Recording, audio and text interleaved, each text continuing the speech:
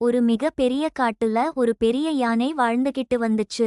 அந்த யானையோட உருவத்தை பார்த்து அந்த காட்டுல வாழ்ந்துகிட்டு வந்த மிருகங்கள் எல்லாம் ரொம்ப பயந்துச்சுங்க.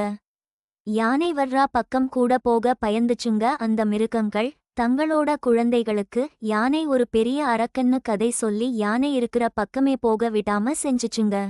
இதை எதுவுமே கண்டுக்காத யானை தன்னோட வாழ்க்கையை நிம்மதியா வாழ்ந்துச்சு. இருந்தாலும் குட்டி குட்டி மிருகங்கள் தன்னை அரக்கனா பார்த்து ஓடி ஒளியிறத பார்த்து ரொம்ப வருத்தப்பட்டுச்சு. தன்னோட பழகாம தன்னை பத்தி எதுவுமே தெரியாம தன்னை எல்லாரும் உதாசீனப்படுத்துறது யானைக்கு வருத்தத்தை கொடுத்துச்சு. இருந்தாலும் தைரியசாலியான யானை அதோட வாழ்க்கையை வாழ ஆரம்பிச்சிச்சு. ஒரு நாள் காட்டுக்குள்ள பெரிய மழை பெஞ்சு திடீர்னு வெள்ளம் வர ஆரம்பிச்சுச்சு. குட்டி குட்டி மிருகங்கள் வாழுற இடத்த சுத்தி பெரிய ஆறு மாதிரி தண்ணி ஓட ஆரம்பிச்சுச்சு. அதனால தீவுல மாட்டிக்கிட்ட மாதிரி எல்லா மிருகங்களும் உள்ளேயே மாட்டிக்கிடுச்சுங்க.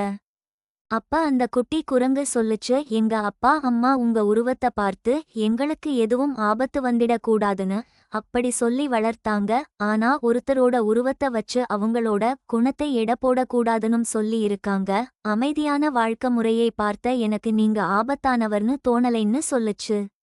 முதல் முறையா ஒரு குட்டி மிருகம் தன்கிட்ட பேசுவதும் யானைக்கு ரொம்ப சந்தோஷம் வந்துடுச்சு.